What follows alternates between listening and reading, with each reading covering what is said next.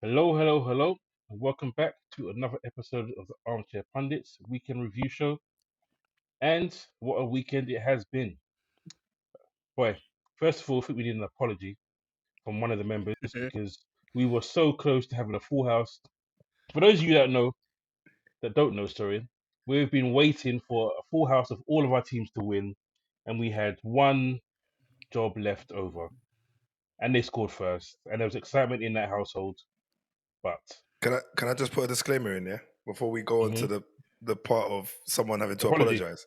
Okay, Now, okay. I thought, being a new member to the team, that we were looking for everyone not to lose. I thought it was everyone not to lose. Yeah, I thought it was everyone not to lose. Yeah, Okay. yeah. So obviously I got it mixed up. I'll make sure that the boys get the memo Hold on. for the next Wait, week. wait. Before he gives you apology, can everyone put their hands up if their team got 3 points this weekend? So even Leon put his hand this Boy. week. Yes, he felt sorry for people last time. That's like the gift that keeps on giving, isn't it? Yeah, my weekend's been all right, James. Thanks for asking, fella. No, it's good, mate. It's good, mate. It's good. It's good. You guys good though? Yeah, man. Yeah, man. All good. All good. All good. Yourself? Had a good weekend. Yeah. Yeah. That's it. I don't know who's happier, you or me, Leon, because I'll be extremely happy with that result. And Bruh. boy, Boy, I'm speechless. Usually I have something to moan about. I don't even have nothing to moan about. It's so weird. that's good. That's good. Okay. Well, as we always do, guys, thank you for watching. Don't forget to like and subscribe. Hit the notification button as well, and share it once it's finished. But we will start with our run up for today. So we've got Man City versus Spurs, Southampton versus Liverpool, Arsenal versus Forest, and Man United failing to beat Ipswich away from home. No, I couldn't hold that in. I couldn't, honestly. I was waiting. I didn't know what you was going to give. That's a classic. The wait continues. So, as the best game of the weekend was at the Etihad, we'll start with you, Leon. Well, what can I say, man? An outstanding performance from Spurs. Everyone did their job. Everyone, from goalkeeper to striker, everyone played a part in that victory. And one thing I have to say is that going into the game, I was fearing the worst. We had both of our first choice centre backs out, and Man City obviously had gone on a 4-game losing streak, which they haven't had since they've been under Pep. Pep signs a new contract, and I'm thinking, oh man, it's gonna be a problem, a real problem, especially without Romero and Van der Ven. But to their credit, Ben Davis and Radu Dragusin had an amazing game. City, they had their chances. We rode our luck. Vicario had to make some really, really good saves. Haaland had a couple of really good chances, which on another day he may have taken. But from, as I said, from the performances of the team, how well we did without the ball, everyone talking about, when we play a high line and whatever, we're a one-trick pony. To be fair to Ange, the tactics were different this time. He looked to get the ball forward really quickly, especially on the counter attack. So playing direct balls to the wide areas. Kulusevski, to be honest with you, he's been on fire this season. He'd been playing centrally and had been playing really well for the most part, but he was sent to play out wide in this game, and it proved to be a tactical. It was a great tactical call, and it was an amazing performance. Guardiola had a nightmare with Kulusevski. In fairness, for the first goal, the long ball which Dragusin hits into the Man City's left back position, Guardiola is first. He should get there first easily, but Kulusevski, to his credit, hunts the ball down, uses his strength, plays a delightful ball into Maddison, who first time left foot tucks it in the corner. And for Maddison, who I criticised a lot this season for not sort of raising his game to what it was when he first joined us, he had a great performance. I felt Basuma and Sarr, they never stopped running in there. They kept putting pressure on the City midfielders.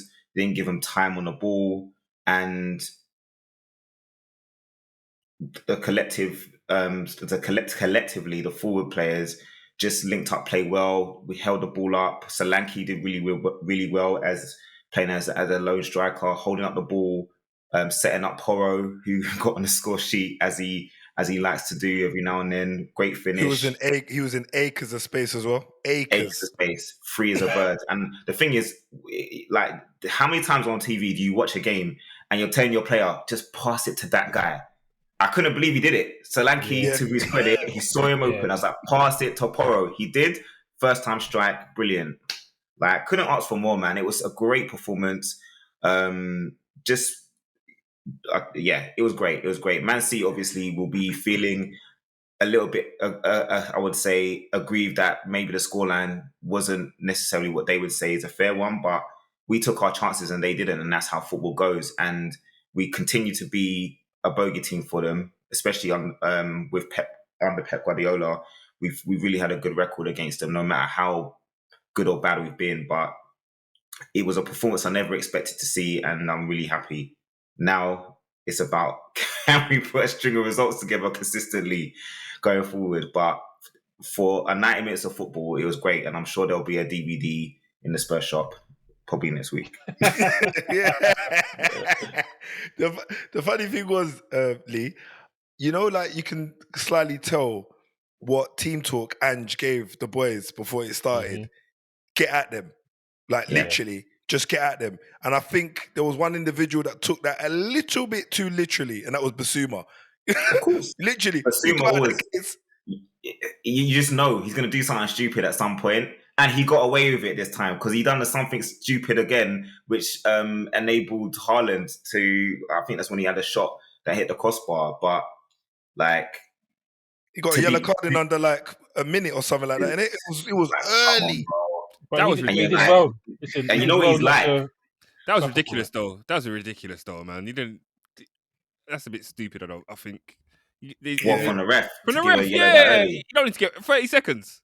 Yeah, I know. You could give a talking to. You don't need to give a yellow card. It's unnecessary. Yeah. You're right. You're right. See, why am I defending Spurs? Made me suffer. The pain, bro. It should have been a red.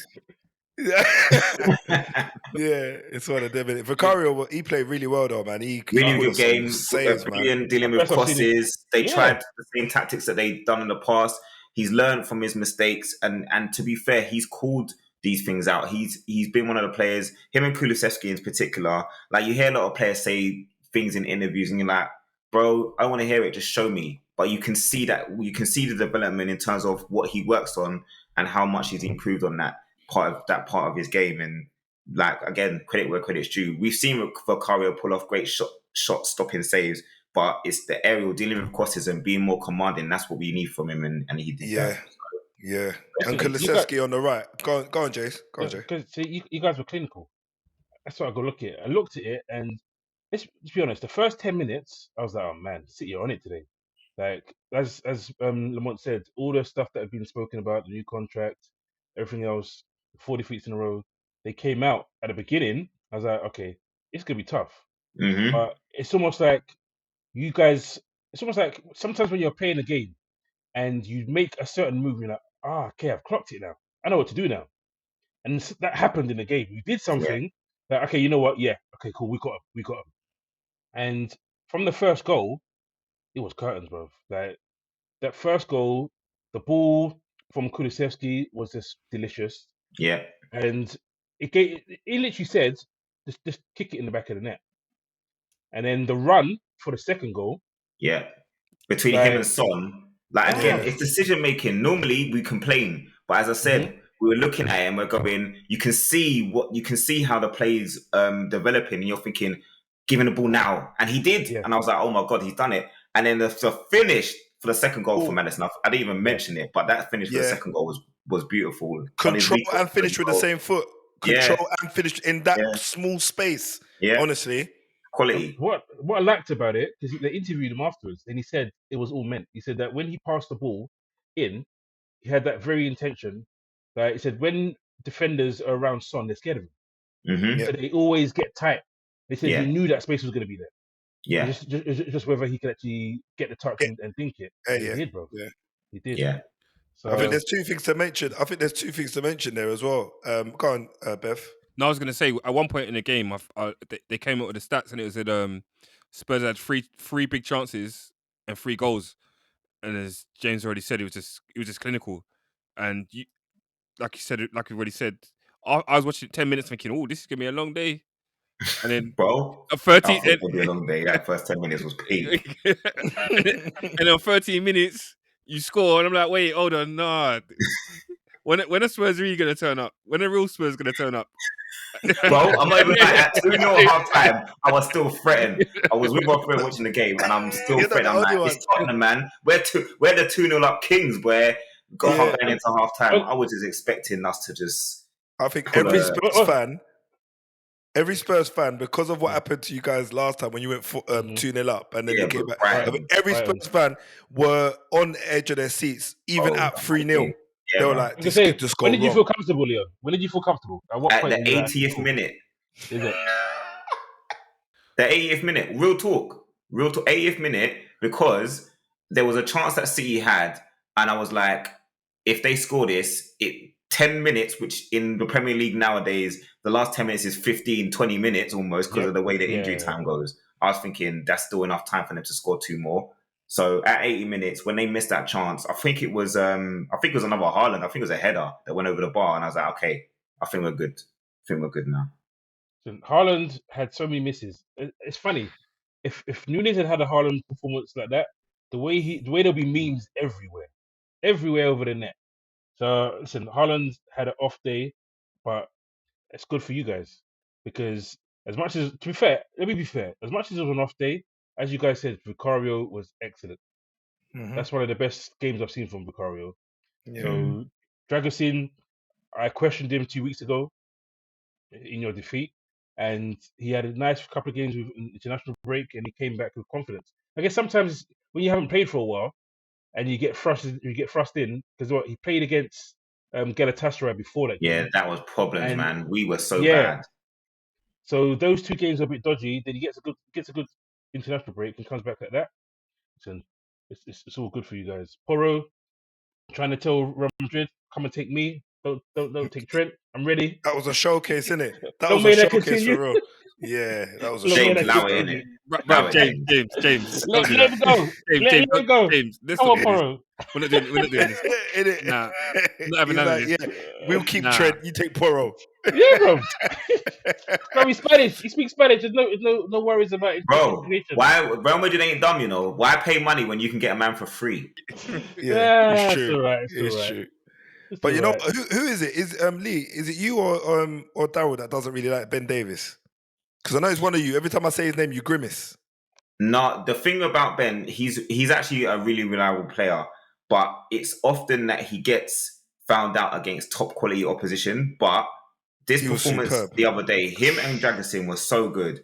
One thing I have to give them credit for was being able to deal with the way City tried to press them. Like sometimes Romero acts like I can handle anyone that comes and tries to pressure me, but he invites pressure, and that pressure then goes onto all the other players that are behind him in midfield. So then he sometimes plays people in trouble because he can thinks that he can deal with the press, but then he plays someone else who can't deal with it as well, or is in a position or vulnerability. Whereas Ben Davis and Dragusin, they just did their jobs. Whenever they got the ball, they were looking to give it to the players that can do something early, not try and dwell on the ball or try and tease someone to close them down. So I thought for them to not have played that many games and step in that environment, I've just felt they were really, really impressive.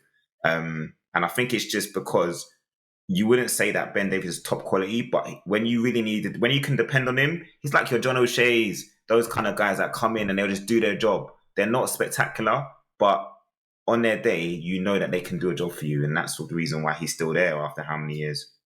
I'm just going to say one last thing, Jay, because I know we're going to move on. Kulusevski, right or number 10? Where do you prefer him? I prefer him in number 10, definitely. I think it depends on. I think we have to assess it per game. Like, I never thought that he would have been able to deal with Guardiola the way he did. But I think there's games where I see him, and I think playing him as a number 10, I think he's been better this season. But if Maddison performs the way he performed on Saturday, I'm not going to have a problem with him playing a 10 and Kulusevski playing on the right. But we haven't seen that performance consistently from Maddison. So I think we have to assess it game by game. But I like Kulusevski in the 10. The last thing Fair. I'll say, you have to give credit to Basuma and Sarr, because would you believe that Davies didn't make a single tackle in that game, and Dragerson Wow. and Dragerson made one tackle in that game. You Wow. say he didn't Dragerson make a for City. tackle, but he didn't make a block, because that Yeah. Haaland chance at the Blocks, beginning yeah, of the game. blocks. He Yeah. made blocks, but tackles. Your set midfielders, Basuma and Sarr, played so well that allowed them to not have to actually make any tackles. And that's So what he your got his credit. midfielders are there to do. Yeah. Yep. Straight. So thank you, Spurs, because you helped us, Liverpool, because I'll move on to Liverpool now. You helped us and Arsenal, to be fair, because Arsenal, let's be honest, Arsenal fear Man City more than us. So that's where they're looking. But yeah, you helped us give us the opportunity to go 8 points clear. And man, I'll be honest, that was not a good performance today. Not a good performance in the slightest. I didn't enjoy it. I didn't feel comfortable. In fact, I felt comfortable at 1-0. Because then I thought to myself, okay, 1-0, yeah, the way we're playing, the way they're defending, giving us all the opportunities to counter press. I thought, yeah, maybe a comfortable 2-3-0, not more than that. But we just weren't taking our chances. I mean, I was looking at the stats of the game, and it was ridiculous the amount of chances we missed. Because our XG was 3.15. We had 27 shots and 7 big chances. They had 7 shots in total, and we just had 7 big chances in total. So it tells a story. But I'll give Southampton credit, because they've played Arsenal, they've played Man City, and they didn't look poor in either game. So I wasn't expecting us to batter them. And he came out with something new. We all thought they were going to play with a back four. He came with a back three, played Finn Downs, their DM, as a centre back, and it took us a little while to adjust. But credit to Slot, man, because he always seems to find a way at a moment. And he wasn't helped. Konate was awful. Right, I gave him a 5 in my ratings. VVD was terrible as well. I think I gave him a 6. The first goal that they gave for the penalty, I don't know why he's running through the middle of the pitch trying to backheel it. Like, that's not your game, Van Dijk. When do you see Van Dijk trying to backheel in the middle of the pitch? I don't know if they took it too lightly. They got too overconfident. Thought, you know what, the bottom of the league, we can do this. But it was horrible. It was horrible performance from those two, and I hope I never see anything like that again, because on another day that could have been costly. A few other players didn't play great, but I think those two were the worst two for me. Kelleher just keeps raising the bar and raising his price tag, hopefully, game after game, because there's a great penalty save. Unlucky with the rebound. He did something similar for Ireland in international break, and that time the rebound was blessed for him. But listen, Mo Salah. Troy Deeney came out and said that he doesn't think he's world class because he's not the kind of player he wants his kids to play like. And I was like, okay, that's not the definition of world class in my book. But I just thought, this guy is world class. Arguably top 3 in the world right now. And on form, probably the best in the league at the moment. On form, that is. On form. So I'm just happy we have him. I think that's now 22 goals and assists so far this season. 11, well, 12 and 10. 12 goals, 10 assists. So listen, supremely happy, and I'm just hoping that it continues. I mean, Salah just finds a way, doesn't he, James? This is the thing. He finds a way to just get a goal. Hmm And what Trodini's saying, I mean, I can't agree with that. The guy he often has a game in the palm of his hands. All he has to do is turn up and the game will definitely change momentum. Do you know what I'm saying? So you've always got to give my man his kudos. What I will say though is on that performance, I don't see Southampton continuing in this league. To be honest to you, because the reason why I say that is because they kept on trying to do the exact same thing over and over again until they fell over. It was inevitable that they were going to give Liverpool a guilted chance. And when it fell to Szoboszlai, I was thinking, oh, here we go. If he misses this, James is going to be in the chat going bananas. And he buries it. So, good for him. But when you're playing the top of the league, I appreciate that you have, a philosophy, if you like. But at some point, there needs to be logic. You need to look at it and say, right, they're pressing us really high. We need to get rid of the pressure. And it's like they didn't want to do that. I was just like, what are you doing? Why do you keep on doing that? And the keeper, up until that point, mate, he must have made easily about 4 or 5 saves. I thought, mate, this is going to be any number of goal difference for Liverpool. It should have been. And he must have made 4 or 5 big saves. I'm thinking, wow, okay, he's going to be giving Ramsdale a run for his money when Ramsdale's back. But really, bruv, I thought he was shocking. Bruv, I thought he was shocking. No, I thought he was shocking. Hold up a second. Listen. I'm talking about the foot before the goal. I don't believe he put a foot wrong before the goal. I've got to be honest. Before the goal, I don't think he put the foot wrong. But as soon as the goal went in, I feel like everything changed. Bro, those 3 Southampton goals were all stinkers. Every single one of them. There's no way if your team concedes those 3 goals, you'd be happy about it. No. The Salah goal, what is the keeper doing? Why is he there? That makes no sense. And then the Szoboszlai goal, that is just we talk about teams playing out from the back, but that is just terrible. None of it makes any sense. When the defender's going to clear it, he passes it to a Liverpool player. He's not even trying to get it out of the pitch. Like talk about make things hard for yourself. But I suppose when you see a team playing out from the back, when Southampton, the goal that Southampton score, that's why they're going to keep doing it, because it worked in that moment. And that was and when you think about how they scored that goal, they got no right to score it, really. But I'm even vexed with that goal because the stupidity, bro. You got one guy running down on the left hand side. Why do all 3 of you come to cover him? Like seriously, there's going to be someone else that's going to be training. So all 3 of them go across, overrun it, and he just passes it inside.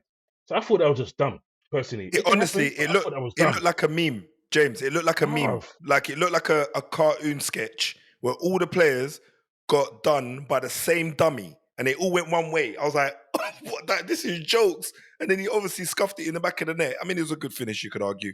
I don't want to take credit away from the goal. So you're right, Bevan, in what you're saying, but that annoyed me. How we defended it at the end. Everything before that was fantastic. But the end, man, I wasn't happy. It was un-Liverpool-like of this season. I want to ask a question, James. There's a few weeks where you said you've not been happy about the Liverpool performance. Has there been a performance that you have been happy about this season? And what is it? And I'm not, no shade. I don't think we've actually performed extremely well yet. The fact that I'm having to think of Man United performance. Okay. Man United performance was the pinnacle of what we've done this season, but you can still see that we're not doing exactly what he wants us to do. Like we may have some level of dominance, we don't have enough control, if that makes sense. Like we had some dominance today, but we didn't have control because the way they were countering on us and slicing through us at times, you don't have that if you have more control of the game. So having a lot of the ball is great, but there's too much running back we have to do at times, and I think that's why he wanted Zubimendi, and because you have that element of control. Yes, listen, admittedly, ridiculously, Jones had 100% pass rating today. Didn't give away one pass. But could you tell me that he controlled the game at all? From that, no, I wouldn't say he controlled the game, but you could see that he was on job. You could see he weren't losing the ball. He was recycling the ball very, very well. So he had a good game by his own standard. Yeah. But yeah, he weren't. You know what I mean? I wouldn't say he was your standout player at all. To be No. honest, not So looking at that we, game, not with the eye test anyway. I think once we get someone that can help us control games, and once they, because listen, he's only come back, he's only come in, and a lot of our star players weren't there for preseason, so we're still learning exactly what Slot wants them to do. I think they're still learning exactly what Slot wants them to do. So the fact that we're where we are now, and I can say to you, I don't think we've played well enough in a lot of the games. You could argue that's a good thing because a lot of people say, "Oh, wait for Liverpool's bad spell." Oh, but you can flip that and say, "Wait for us to actually play the way he wants us to play." Because, like you just said, admitted, we haven't played that well in many games. I keep hearing a lot of the pundits say, "Yeah, but Liverpool could have lost against Arsenal. Liverpool could have lost against Chelsea. Liverpool could have lost this game, but we didn't." And that's a good thing, but we didn't. Yeah.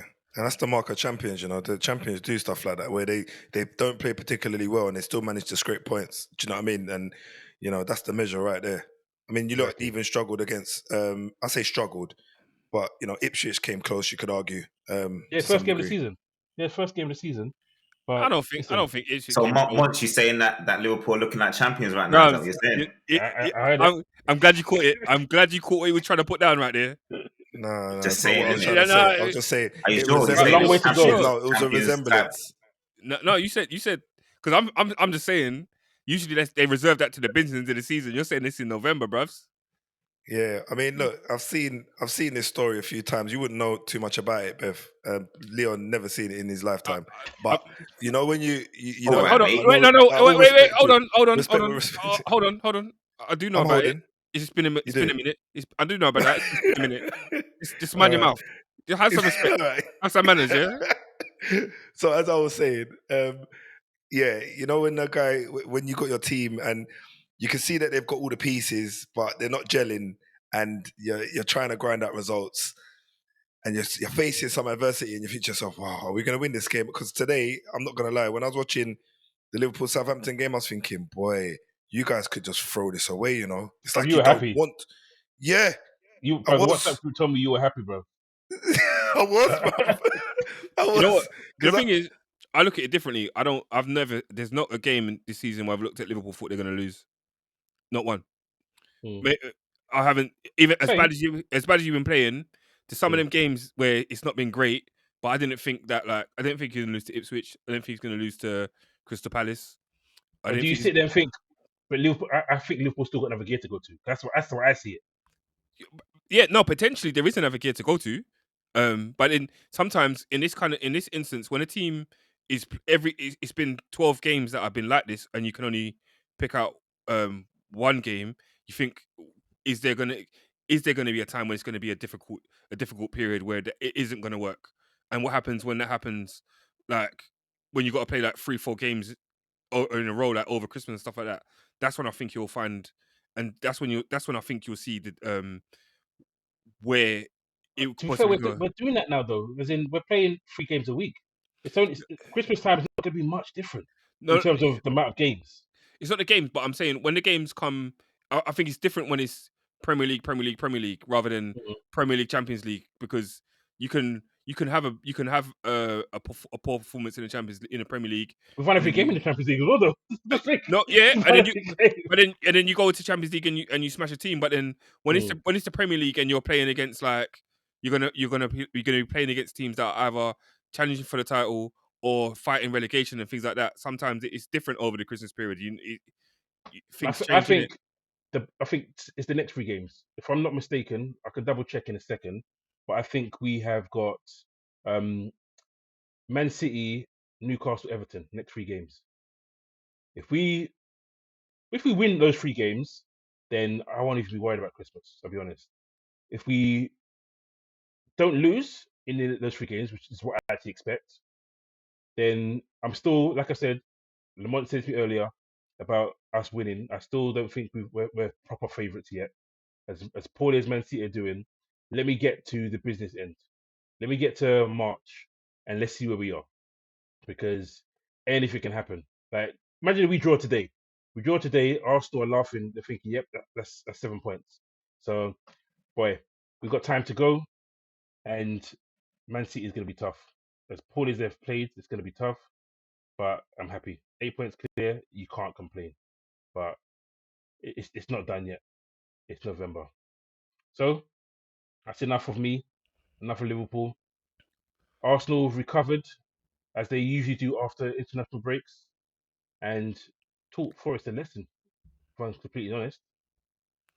Yeah. This was the most comfortable game I've ever watched Arsenal play. Well, this is the most comfortable game I've watched this season.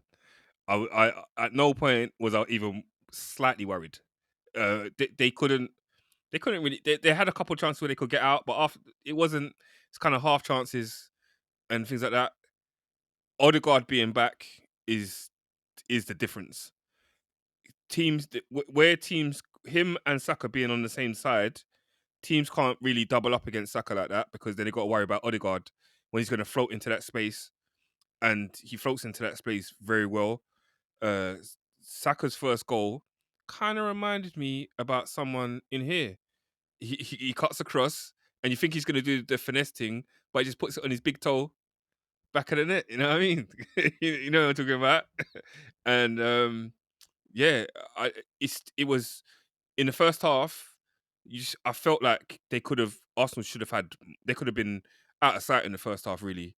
And you think, oh, could they get back into it? But it didn't really, to me, this didn't look like Forest were going to get back into the game. It looked very, very comfortable.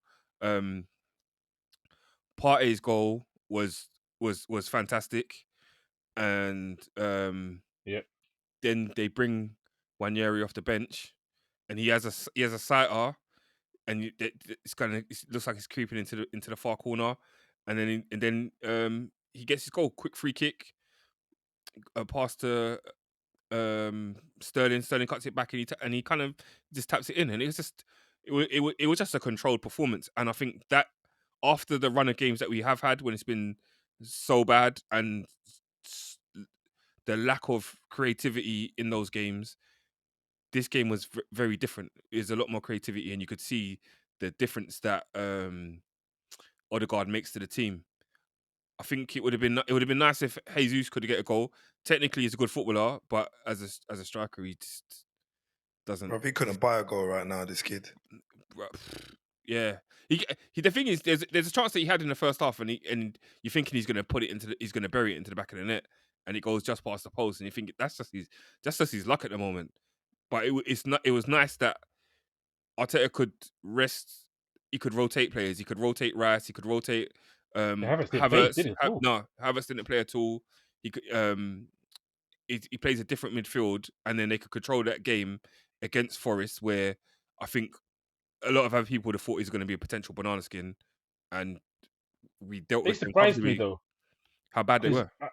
they surprised me because I thought they were going to try. Maybe Arsenal aren't Liverpool, but what they did against us, I thought they were going to try that again. They sat in a bit, made it difficult, took away all the spaces. Your pitch is bigger than ours. Maybe it's harder to do, but Yeah, they said, okay, we're going to get to a certain point in the game, and then we're going to release. And they didn't. He went with, maybe because they're in a better vein of form, and he yeah, got a bit more confident. But I think if they had gone with a similar system to they did it at Anfield, they might have had a bit more luck because they tried to play football against you, and that was never going to work. Never going to work. And the 3-0 scoreline, look at 66% possession, 19 shots, 7 shots on target. Weirdly enough, you only had one big chance in the game, and you missed it, which is kind yeah. of weird.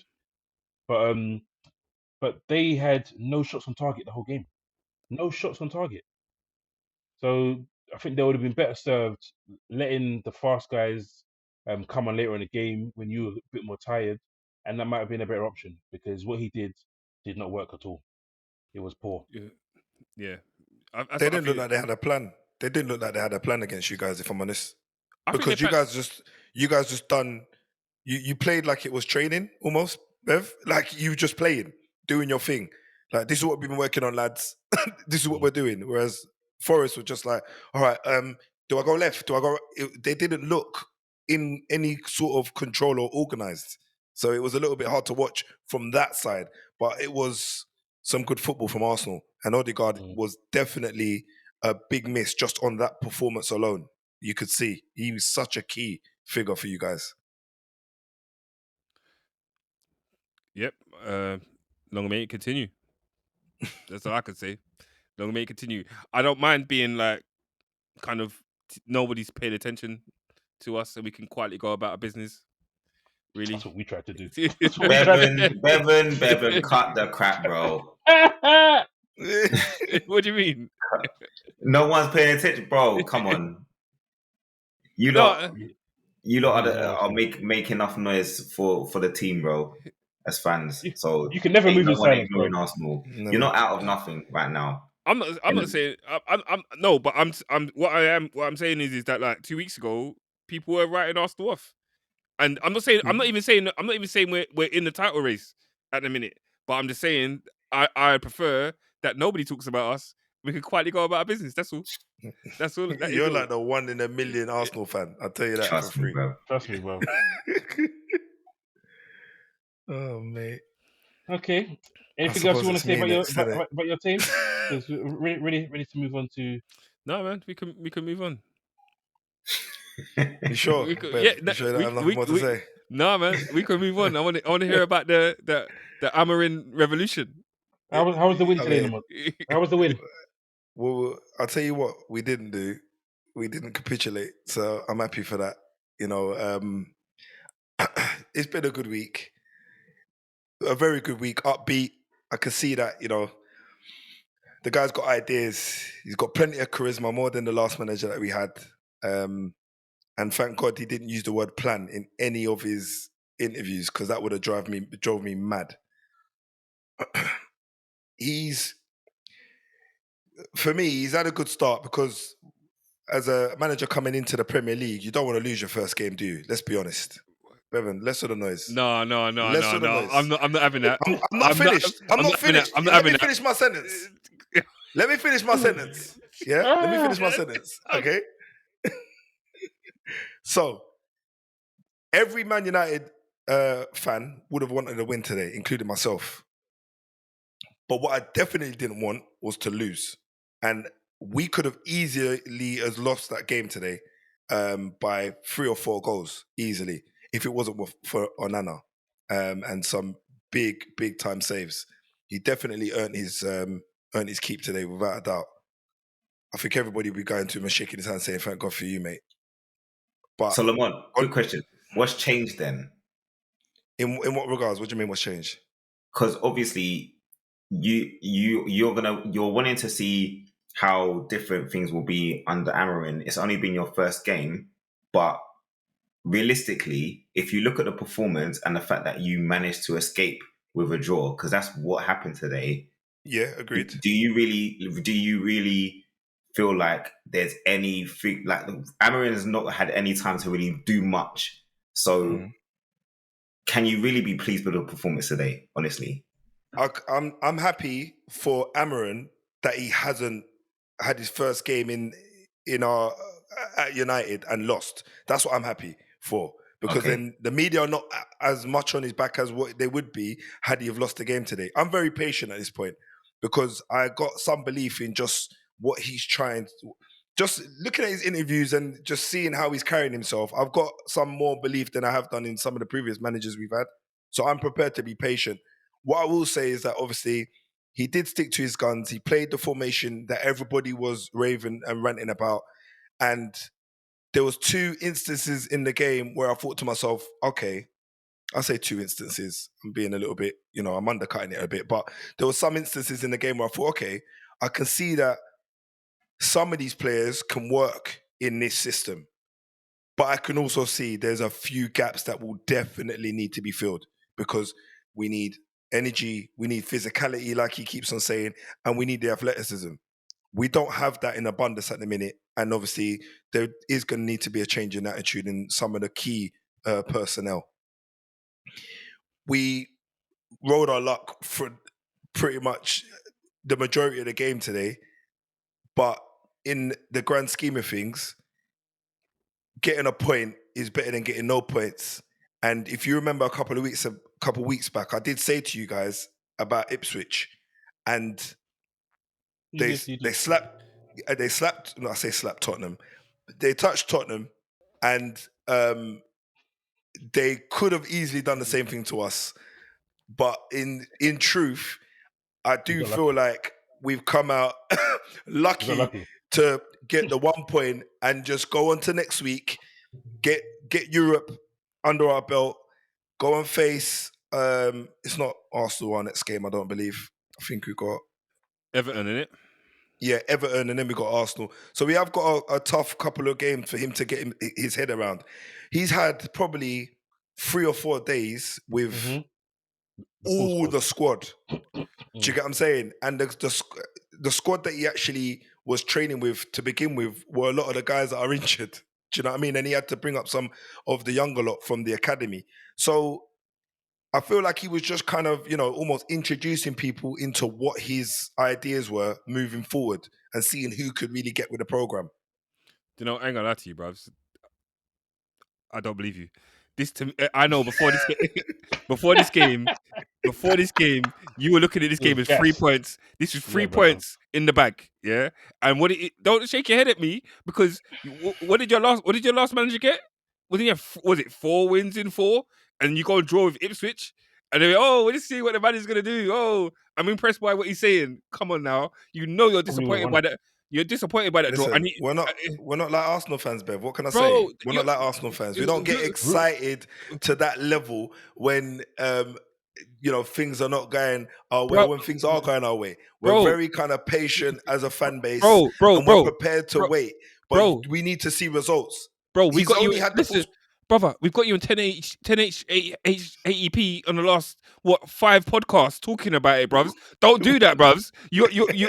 It's there forever. You can't delete nothing from the internet, bruvs. We've seen you, bro. And like you said, I'm just saying to you. What I'm saying to you is, yeah, all right, cool. He hasn't got the personnel to do what he wants to do in this team, and it's clear because your midfield was non-existent. They were running through your midfield way too easy today. facts. We didn't have the legs. We didn't have the legs. I disagree. Yeah, I disagree. He doesn't have it. He didn't have it today. I think everyone fit. He does have enough. But you're correct in terms of the legs because they said on TV today that this was the second least they'd run in the whole season. Yes, we're only 12 games in, but that's not a good start. Like, a lot of the time, manager's first game they run the most. Like that's when the most running comes in. So yeah, you're right in that respect. But And I Ruben's do made think. it. You're gone. Yeah, Ruben's made it clear that he's a numbers man. So he's Yeah. already looked at all that data. He already knows who runs the most, who doesn't really put a shift in, and so on and so forth. So for him, it's a matter of time. It's either the professionals want to raise their game to stay in the mixer of who's going to be playing and who's not, or they're obviously going to find themselves on the shop window waiting to go elsewhere. And I feel like the one thing I got from seeing all these interviews this week is I think he's prepared to be ruthless. Yeah. And the first example of that was when he made the substitutions. I think, everyone's 70 minutes, 60 minutes, 65. Bro, he sees it, he's making a change. He made 2 changes early doors in the second half. And then 10 minutes after that, made some more changes and took off arguably some, big names. So, he's prepared to be decisive in the moments he believes that he can get something better out of a game or he can change the outcome of the game. Obviously, the outcome didn't change, but that's because he's the personnel. He hasn't got probably the wealth of personnel that he needs. Just 2 positives out of this game for me personally is just to see we've got Malacia and Shaw on the bench, and Shaw got some minutes. To be honest with you, I don't know if that's player power and he just didn't want to play for Ten Hag. I think a lot of people will read into that saying, right, my man's not been available since February. Ruben Amorim's been here for a week and my man's all of a sudden on the bench. What's that about? But I think it would have been worse if he'd been able to start today. Then it'd be like, okay, wow, okay, something really wasn't right. But I think they're going to be your key, Malacia and Shaw, because they can give you that balance on the left hand side. If you can keep them fit, then you've got 2 very good attacking left wing backs, and you've got 2 very good right wing backs as well. And Kobe Mainu, and it should be Agate. Is he going to be brave? That's the question for you though. Do you think he can be brave enough to pick Agate over Casemiro long term? I don't know. I feel like because of all the sorry, say that again, James. I cut you there. That last part. Last point. Yeah, last point. Yeah. So I was gonna say,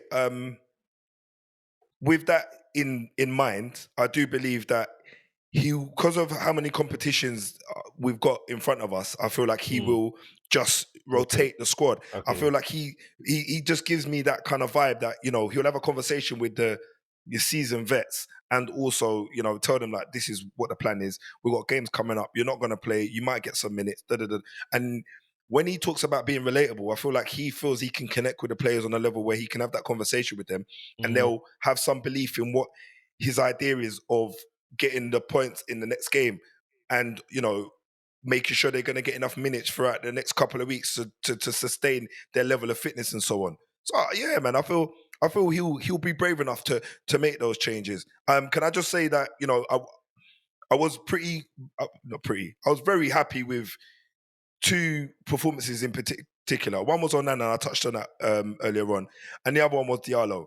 I got to say that, you know, he's probably been asked to play out of position more often than not over, you know, since the beginning of the season, and he's just a breath of fresh air. When he gets on the ball, he's so kind of direct and available to receive the ball under pressure, and yeah, he's really. He's found his place at United, I feel, personally, in the last, say, you know, 4 or 5 games. I feel like, yeah, he's really said to himself he wants to stick around. Okay. I have a question from WhatsApp because someone knows we're recording now. I've been asked, because they believe I'll be biased, was it a penalty? Yes or no? I said it was a penalty. Liverpool game. The penalty that was given, I Yeah. thought it was a penalty. Was it outside the box? Was it inside the box? No, it's a penalty. It was on the line, so it's a pen. I know you're going to say penalty because you're Man United. I'm more going for They should have two penalties. You saying that they should have two? Canute pushed my man in the first half. Okay. 6 minutes in. I've been informed that's how you defend. So what are you talking about, bro? That's your style of defending. It's not a penalty when I'm doing it. So Bevan, after you unmute yourself, Bevan, over to you and Leon as well. Penalty or no penalties? I think the Robertson one was a penalty. Yeah, I think it's on the line.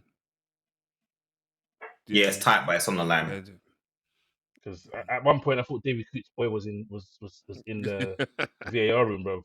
Especially when I heard in the Man United game that VAR was offline. Like seriously, someone pulled the fire alarm.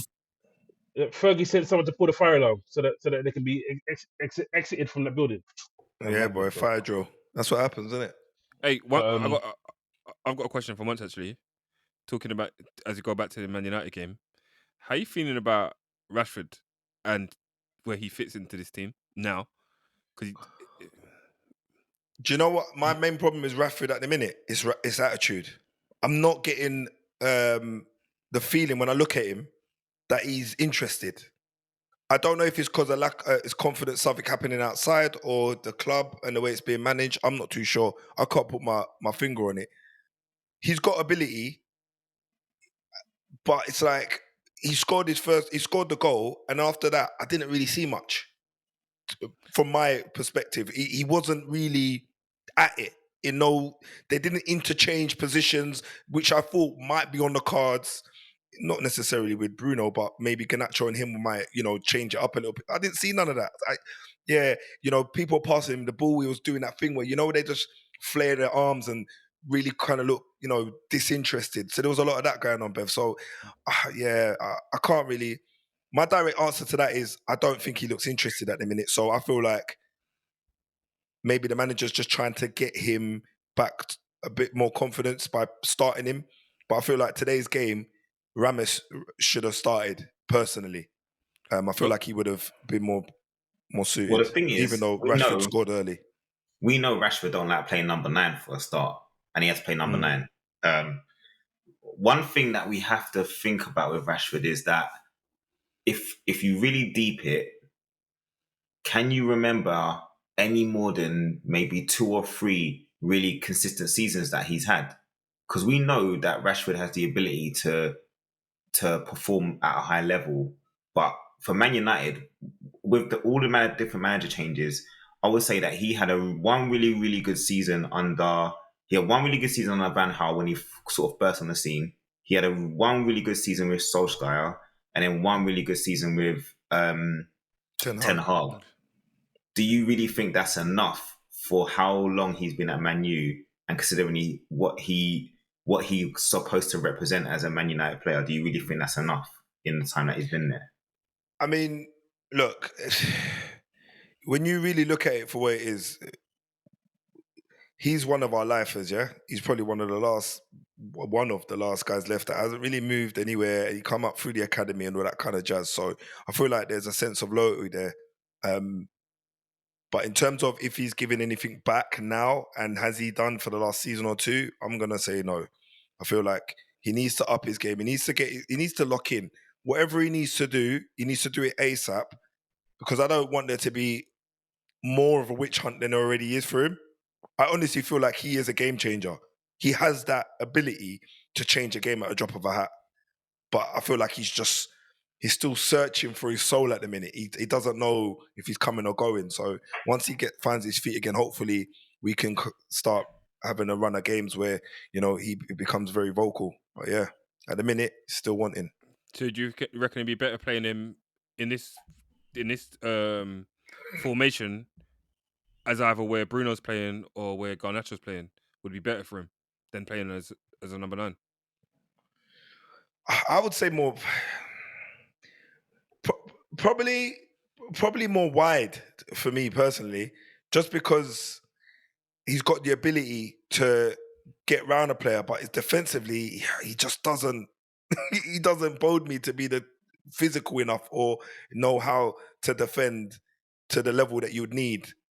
And for the rest of the guys that we've got in the squad that could probably do the defensive side of things and the attacking side of things, I don't think he would surpass them. So it's one of them.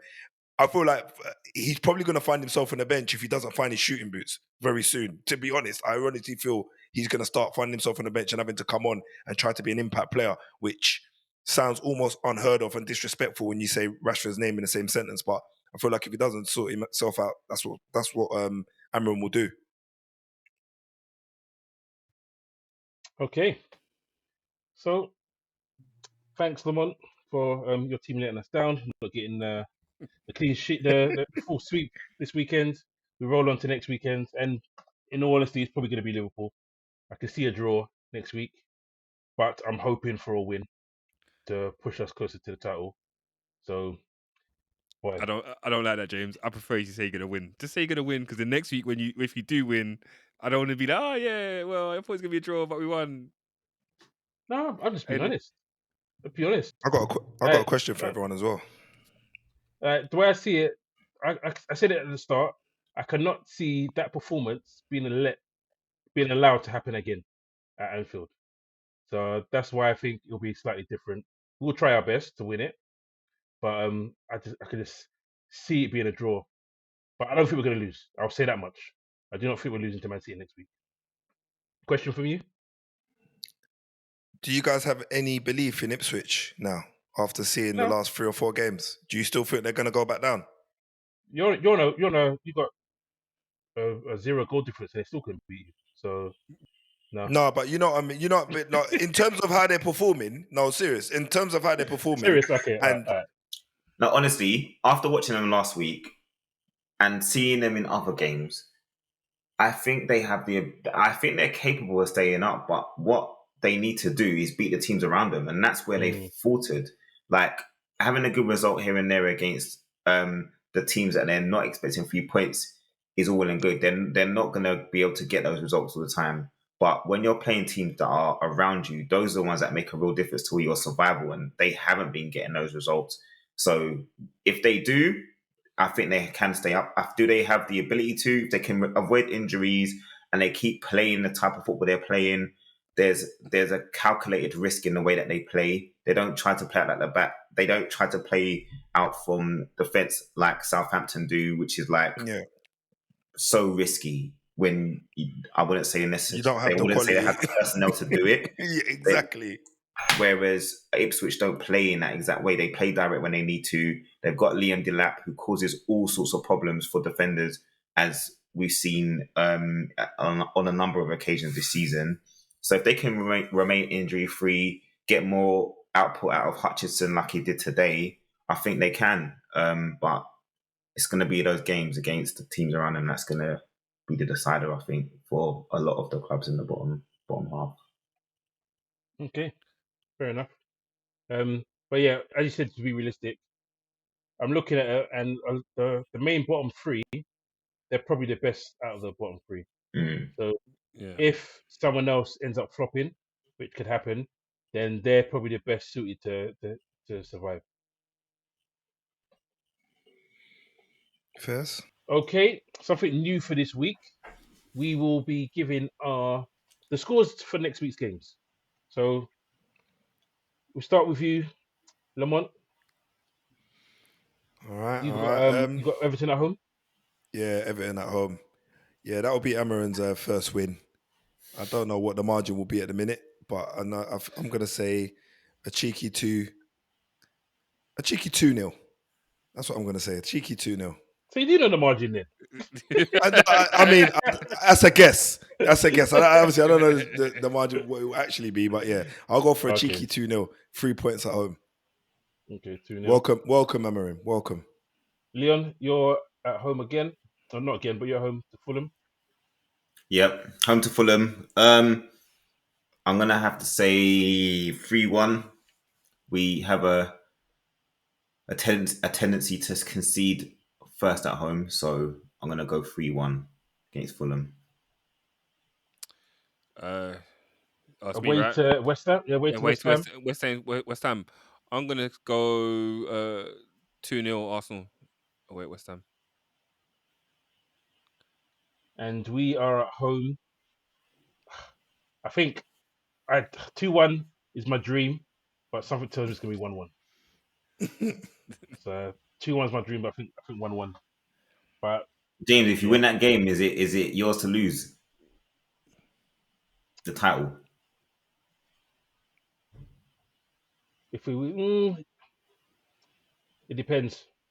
Arsenal. If Arsenal win, then it's still only 9 points. And not just people say we're 11 points behind City, or ahead of City. Sorry, Arsenal will still be only 9 points if Arsenal win that game. So no, there's still plenty of games to play. Bro, your fence must be strong, my guy. I'm not gonna lie. Yo, my fence is brick, bro. It's not wooden. It's not wooden. But yeah, you're not gonna hear me commit until March, or unless we've got like 15-point gap. So though. All right. Thanks for another good episode, guys. And we will roll on to next week. Hopefully we'll all get that full house next week. And you guys, thanks for watching. And don't forget to like and subscribe and to share. Take it easy, guys. Have a good evening. Peace. Peace. Peace. Take it easy.